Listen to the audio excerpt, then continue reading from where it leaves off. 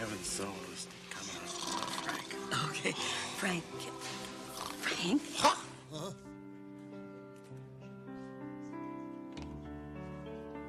Christmas time means laughter, toboggans in the snow.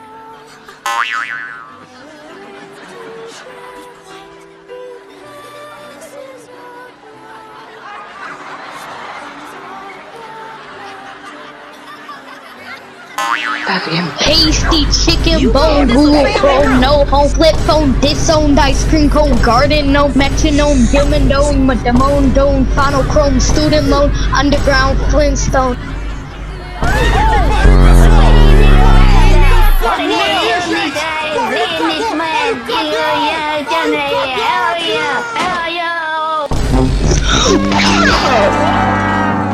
I'm about to fucking nut.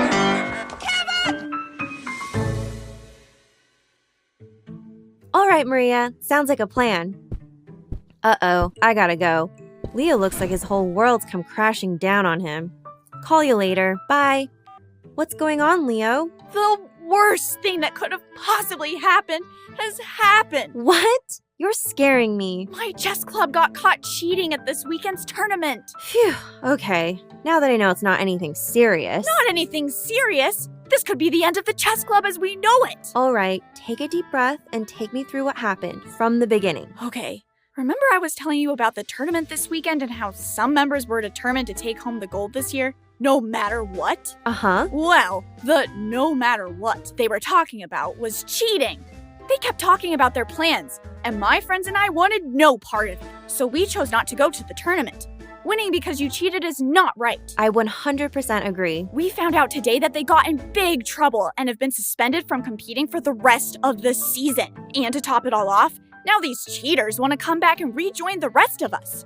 Even if they are sorry, they must be out of their minds. Am I just supposed to pretend like nothing happened?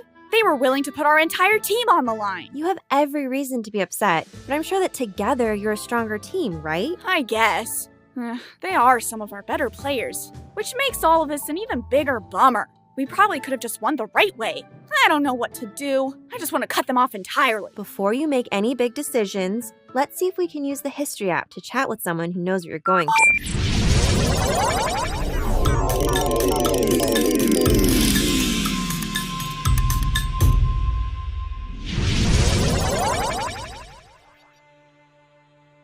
This is a crucial time in our nation's history. I must think of just the right thing to include in my second inaugural address before entering another term as president. We have been in this bitter civil war for almost 4 years now. I want the American citizens to know that now is the time for our divided country to heal. My heavens! What do we have here? Oh my goodness! President Abraham Lincoln? Is this even real life? I was about to ask myself the same thing. 2 children magically appearing in my office is something you don't see every day. But welcome! It's truly an honor, Mr. President. My name is Layla, and this is my little brother, Leo. We come from the future. It is an honor, President Lincoln. You are one of our most beloved and respected presidents. You're on the penny, on the $5 bill, on Mount Rushmore, and you have your own monument. You've had a huge impact on our country. Oh, that's a relief to hear. These past couple of years have been a stressful time for me and for the country. I would never want to be known as the president who allowed the United States to fall apart. Yeah, that would be pretty bad. My next speech must set the right tone. If only I could figure out how to wrap it up. What's it about? Well, Miss Layla, I have been elected to serve a second term as president, and I will be giving a speech to the American people to present my vision for the nation. I can see why that would be stressing you out. That's kind of a big deal. Especially in the middle of the Civil War. You can say that again, but thankfully the end of the war is finally in sight. I'm so happy to hear that. How did things get so bad in the first place? Years before I became president, there were tensions brewing that were already dividing our country. country, with the biggest disagreement being over the institution of slavery. The northern states were against expanding slavery, while the southern states wanted to continue practicing it. People in the north mainly earned their money through manufacturing and industry, while people in the South earned their money through farming. The South believed that the sudden end of slavery would really hurt their economy, since they relied on slave labor for the growing of their main crops, cotton and tobacco. Ugh, but still, I will never understand how anyone could be for slavery. It's so wrong. Incredibly wrong. And as the country continued to acquire more and more land, the main issue that arose was whether or not the new land would be slave or free. In 1854, Congress passed the Kansas-Nebraska Act, a law that would allow individual states to decide for themselves whether to allow slavery. People who were anti-slavery did not like this. Of course they didn't. I wouldn't have either. What happened next? This gave rise to the nation's leading anti-slavery political party, the Republican Party, who opposed the expansion of slavery in the new territories. And in 1860, the Republicans nominated me as their candidate to run for president. That's another big deal. Were you excited to be nominated? I was, but I can't say that everyone felt the same way. Many people had their doubts about the direction in which I would lead the country. People doubted you? Abraham Lincoln? They absolutely did. And to be honest, I didn't blame them. I had some government experience at the state level, but none having to do with the entire country, and the only military experience I had was as a captain of my company during the Black Hawk War in 1832, where I didn't see any fighting, but had a good many bloody struggles with the mosquitoes.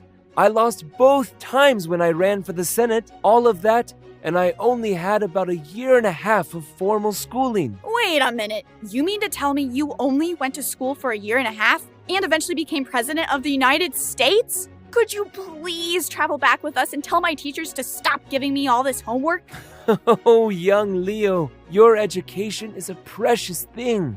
When I was young, I wished that learning could have been my main focus. I was born in a single-room log cabin in Kentucky, and my family was very poor. I had to work to help support us. We eventually moved to Indiana, where, in the fall of 1818, my beloved mother passed away. I'm so sorry to hear that, President Lincoln. Thank you, Layla. Before the next winter, my father remarried my dear stepmother, Sarah, who was very supportive of me learning how to read. Books were not easy to come by, so I would often walk for miles to borrow them. I love reading, just like you. But if you only went to school for a short time, how did you learn how to read? Somehow I could read and write. I guess I just figured it out on my own. Wow, that takes a lot of focus.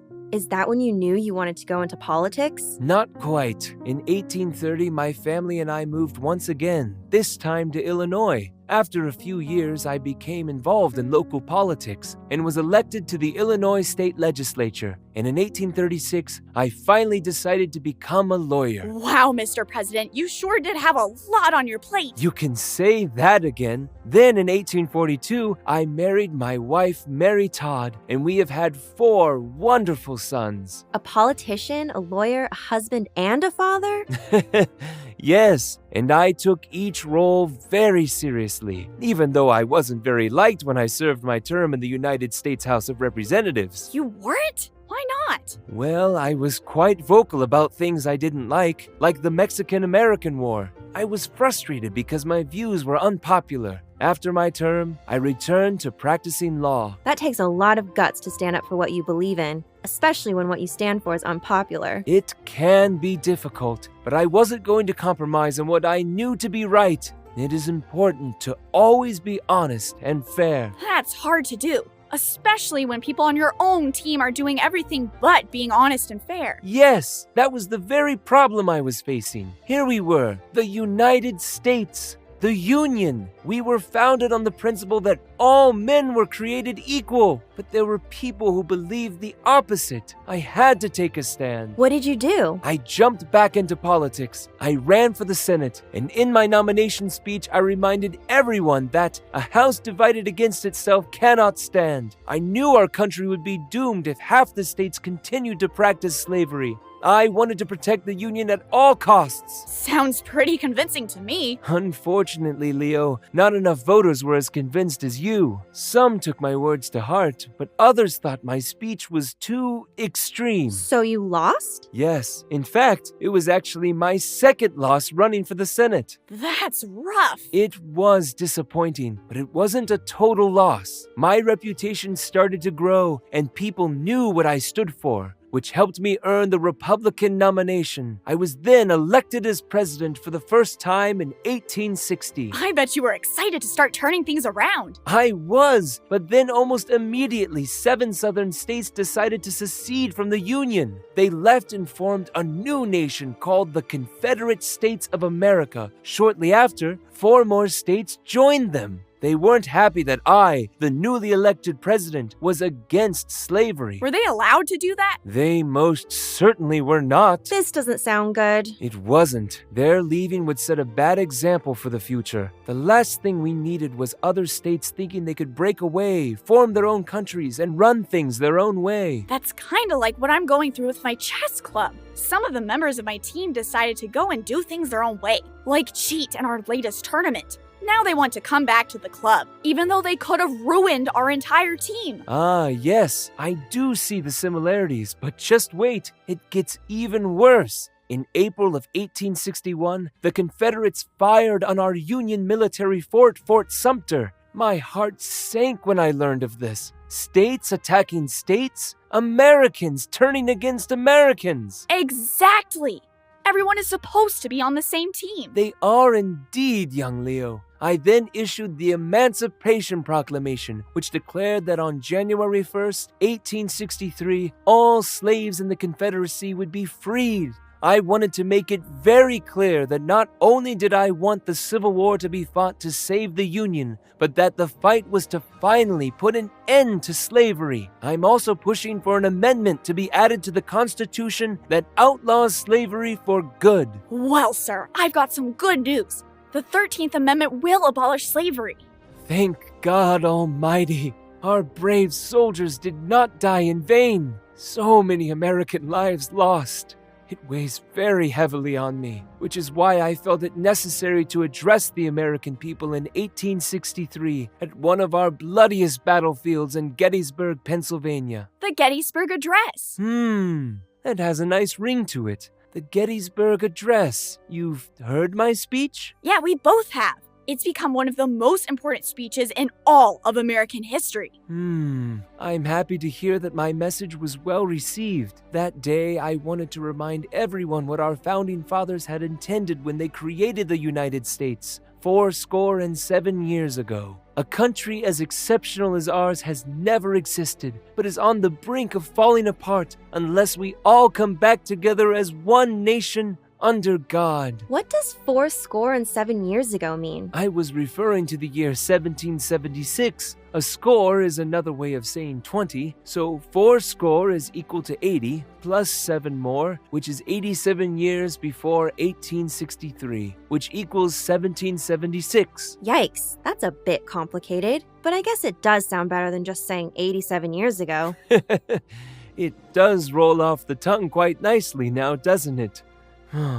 We have been incredibly lucky as of late, with successful battles being won for the Union, thanks to the leadership of General Ulysses S. Grant. Oh yeah, he's great. For now, I will continue to do my best as president. Which reminds me, I will be addressing the nation in just a few days. Our country is still very divided, like your chess team is, Leo. Whatever we do and say next will need to be carefully and thoughtfully planned. We want to set a tone of unity and not one of division. Yeah, President Lincoln.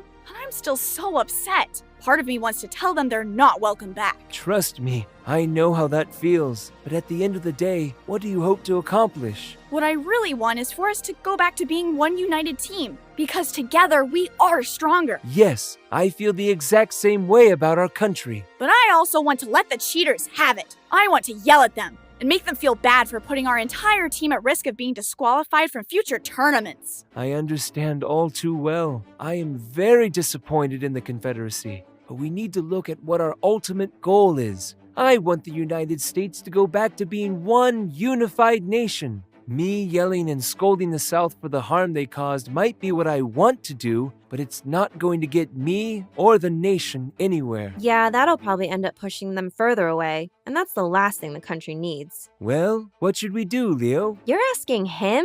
Are you sure you want to do that? Hey, two heads are better than one. Okay, sir, let's do this. I think your idea of not scolding the Confederacy is the right move. What if we said something to remind everyone how similar we are? I can tell my teammates that we all love chess and that we all love winning. And I can remind the American people that even though the North and South have different views, we both read the same Bible and pray to the same God. Right! And I can tell the club that there will be no hard feelings, that we'll put the past behind us and try our best to rebuild our team. Yes, and I can say something like, with malice toward none, with charity for all, with firmness in the right, as God gives us to see the right. Let us strive on to finish the work we are in, to bind up the nation's wounds, to do all which may achieve and cherish a just and lasting peace among ourselves and with all nations. Wow, President Lincoln, that sounds a lot better than Leo's speech. Gee, thanks a lot, Layla.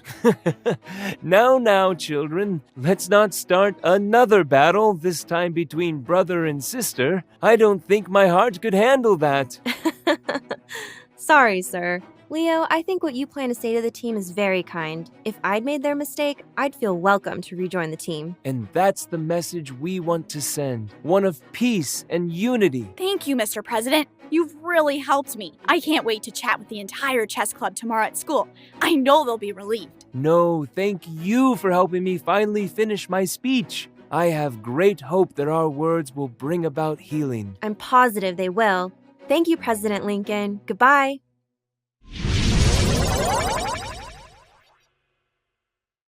Thank you for time traveling with Leo and Layla. PragerU Kids really cares about teaching American values and history to awesome kids like you. So watch more and subscribe at PragerUkids.com.